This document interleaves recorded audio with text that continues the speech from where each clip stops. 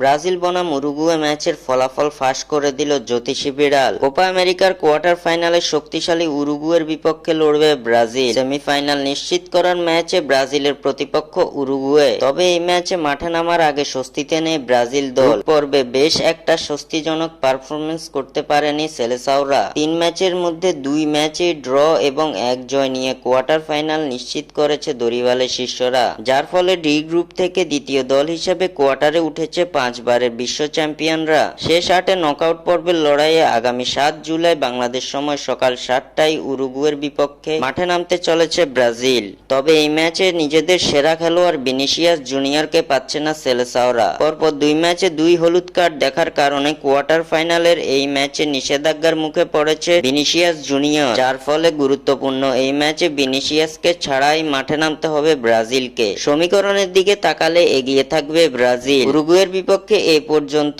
79 বার মুখোমুখি হয়েছে সেলেসাওরা, যেখানে 40 বার জয় পেয়েছে তারা। অন্যদিকে উরুগুয়ে জয়ের দেখা পেয়েছে 22 বার। বাকি থাকা 17 ম্যাচ ড্র হয়েছে। তবে সাম্প্রতিক পারফরমেন্স বিবেচনা করলে এই ম্যাচে ফেভারিট হিসেবে খেলবে উরুগুয়ে। এদিকে হাই ভোল্টেজ এই ম্যাচের আগে ফলাফল ফাঁস করলো জ্যোতিষী বিড়াল। ব্রাজিল বনাম উরুগুয়ে ম্যাচের আগে জ্যোতিষী বিড়ালের সামনে রাখা হয়েছিল 2 দেশের পতাকা, যেখানে জ্যোতিষী বিড়াল বেছে নিয়েছে ব্রাজিলকে। ব্রাজিল বনাম উরুগুয়ে ম্যাচে ফেভারিট উরুগুয়েকে ধরা হলেও জ্যোতিষী বিড়ালের মতে লুইস সুয়ারেজদের হারিয়ে সেমিফাইনালে যাবে ব্রাজিল।